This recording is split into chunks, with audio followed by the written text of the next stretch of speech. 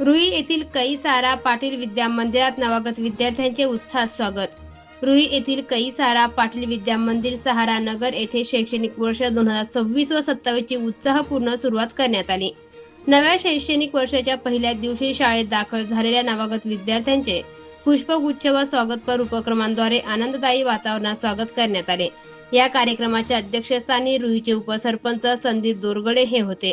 यावेळी शाळा व्यवस्थापन समितीचे अध्यक्ष गणेश मंगळुने, सामाजिक कार्यकर्ते गिरीधर केसरकर व संतोष रुके यांच्यासह पालकवर्ग मोठ्या संख्येने उपस्थित होता।